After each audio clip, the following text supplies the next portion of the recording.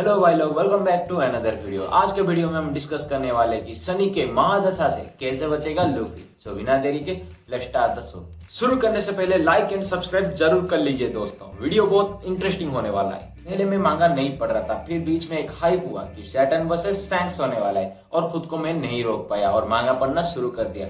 आज ही खत्म कर दिया पूरा मांगा। पर एक चीज नोटिस किया कि शैंक्स कभी भी सैटर्न से नहीं लड़ेगा, खास करके इतनी जल्दी। ओडा सेंसेई ने बहुत सारे क्लू दिया, फिर भी फैंस पता नहीं क्यों उसे नजरअंदाज कर लिए और सोच लिया कि शैंक्स आएगा लूफी को बचाने। पहली बात यह है कि शैंक्स के पास इतना पावर है कि वो 5 एल्डर से कभी भी मिल सकता है और एक एडमिरल भी उसे मानता है, जैसे कि माइनफोल्ड में देख चुके हैं हम सेनगोकू के दौरान। उनके साथ शैंक्स का रिलेशनशिप बहुत अच्छा है, इसलिए शैंक्स कभी भी उसे तोड़ने नहीं देगा, खास करके डायरेक्टली इसे। फिलहाल शैंक्स और उसके दोस्त एल्बाफ में थे और एंजॉय कर रहे थे, और जब जा रहा था शैंक्स, वहां के लोग पूछ रहे कि शैंक्स क्या तुम लड़ने वाले हो और क्या बड़ा वार होने वाला है। शैंक्स बताते हैं कि मैं इस आइलैंड को ज्यादा हार्म नहीं पहुंचाना चाहता हूँ, पर तुम क्या मेरा मदद करना चाहते हो डोरी और ब्रोगी। शैंक्स जाते वक्त ये भी बोला कि एक मैसेज जो है किड को भेज दो कि यहाँ पर तुम कुत्ते के मौत मरना चाहते हो या फिर अपना पोनीग्लिफ जो लेकर आए हो चुपचाप देके चले जाना चाहते हो। बट शैंक्स अकेला ही गया, किड को टपका के आ गया एक ही वार में। उसको डोरी और ब्रोगी का हेल्प ही नहीं चाहिए था। यहाँ पर फैन समझ लेना चाहिए था कि अगर शैंक्स अकेला गया है तो डोरी और ब्रोगी को वो कहीं और भेजा होगा। अच्छा ठीक है, वो भेज लिया लूफी के पास, तो उसके पीछे वो नहीं जाएगा, क्योंकि वो जाता तो वो अकेला काफी है, डोरी और ब्रोगी को जानने की कोई जरूरत ही नहीं। बट फैक्ट ये है कि शैंक्स अभी लूफी से मिलना ही नहीं चाहता है। वो डोरी और ब्रोगी को लूफी को हेल्प करने के लिए भेज दिया और उस आइलैंड से वो चला गया अपने मंजिल की ओर, मतलब वन पीस के तलाश की ओर। जब लूफी के साथ वो आएंगे डोरी और ब्रोगी, वहां पर ऑलरेडी शैंक्स चला गया होगा।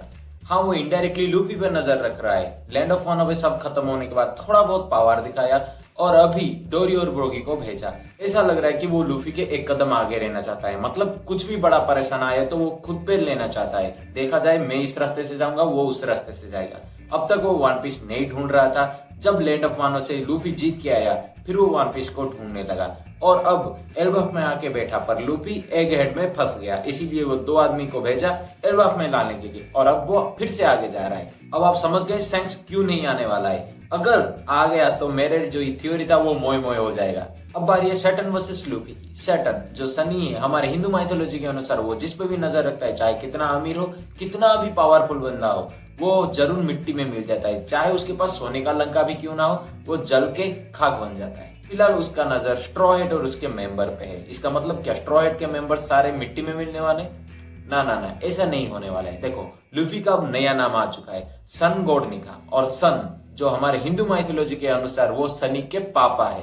लूफी के गियर 5 में जितना पावर है अभी, वो सैटर्न को हराने के लिए काफी नहीं है, बहुत कम है, क्योंकि वो किजारू के साथ जब लड़ा था वो अपने लिमिट तक पहुंच गया, तभी भी उसे पूरा नहीं मार पाया, थोड़ा बहुत घायल किया पर पूरा नहीं मार पाया।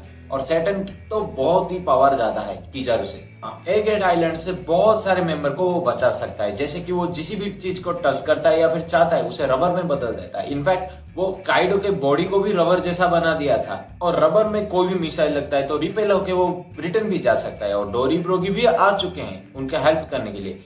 अभी लूफी का मोटिव है कि वेगापंक को बचाना और जो जितने भी वारशिप है उनको घेर लिया है उनको तबाह करना। देखो, उनका प्लान था कि जो एक बड़ा रोबोट था वो अपने हथेली पे सनी को लेके जा रहा था, मतलब जो शिप था स्ट्रॉ हेड का, वहां पर वो सब बैठने वाले थे और जैसे ही वो बैरियर के बाहर जाएंगे वो रॉकेट का इस्तेमाल करके 1 किलोमीटर तक उड़ के जाने वाले थे, मतलब सारे के सारे जो शिप थे उनके चकमा देके उड़ के जाने वाले थे। बट बीच में किजारू आ गया सडनली और सब कुछ तबाह कर दिया। बट वो बड़ा रोबोट एक कॉपी मॉडल है जिसे वेगापंक ने बनाया था। किसका कॉपी मॉडल? एक एंशिएंट वेपन का। देखो, वेगापंक एक रोबोट को तैयार करने की कोशिश कर रहा है, मतलब ठीक करने की, पर ठीक नहीं कर पाता है। वो करीब 700-800 साल पुराना है और उसके बारे में किसी को भी पता नहीं है, सिर्फ वेगापंक बताता है। बट लूफी जब किजारू के साथ लड़ रहा था वो गियर 5 में बदल गया, और गियर 5 में बदलता ही वो जो एंशिएंट वेपन था जिसे वेगापंक ठीक करने की कोशिश कर रहा था उसका आंख चमक रहा है। वो हिल भी नहीं रहा था पहले, अभी थोड़ा चमक रहा है। अभी फिर से वो गियर 5 में बदला है,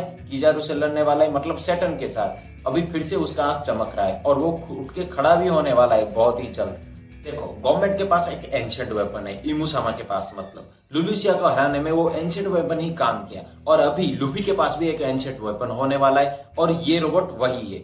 वो लूफी को यहाँ से लेके जाएगा, एग हेड से लेके जाएगा, बट सैटर्न को थोड़ा बहुत अटैक करेगा, मतलब उसे थोड़ा बहुत घायल करेगा, पर जान से नहीं मार पाएंगे और लूफी को लेके भाग जाएगा। लूफी का मोटिव सैटर्न को मारना नहीं, क्योंकि उसका गियर 5 एक लिमिट तक है। उसका मोटिव है कि सबको यहाँ से बचा के लेके जाना। वो किजारू से जैसे पहले लड़ा था अंधा होके, वैसे वो नहीं करना चाहेगा, क्योंकि इस बार वो क्रू मेंबर को सच में खो देगा। सैटर्न के इस गेम का हिस्सा लूफी बन चुका है, मतलब वो सबको मारना चाहता है सैटर्न, पर लूफी उस गेम को जीत के वहां से निकल जाएगा, पर सैटर्न को नहीं मार पाएगा। ऐसा नहीं कि सैटर्न को इतना जल्दी वो मार देंगे। उसके लिए लूफी को अपने पावर को मास्टर करना पड़ेगा। और ओडा सेंसेई ने जानबूझ के 2 एल्बाब को भेजा, मतलब एक बड़ा सी, जिसमें वो एंशिएंट वेपन भी बैठ के जा सकता है। अब क्वेश्चन है कि सैटर्न तो चुप नहीं बैठेगा, जब लूफी जा रहा होगा कोई तो उसे रोकेगा। हाँ, जो कोई भी रोकेगा वो बल्ली का बकरा होगा, आइदर वो कुमा होगा, जैसे कि सैटर्न पहले बताया था कि एक सुइसाइड बटन दे दो, अगर मैं दबा दूंगा तो कुमा मर जाएगा। बिल्कुल वैसे ही सोच के कुमा यहाँ पर रह जाएगा, या फिर मुझे लगता है कि वेगापंक 6 होगा जो उन्हें धोखा दिया। शायद उसे अपने गलती का एहसास होगा और उसके भरपाई के लिए यहाँ पर वो बलि का बकरा बनेगा। ये था सैटर्न के प्लान के अगेंस्ट लूफी के जीतने का तरीका, और ये मेरा थ्योरी है। आपको कैसा लगा थ्योरी, और आपका थ्योरी क्या है वो कमेंट करके जरूर बताना। किसी और टॉपिक पे क्वेश्चन हो तो कमेंट कर लेना, नेक्स्ट वीडियो उस पे आने वाला है। और तब तक के लिए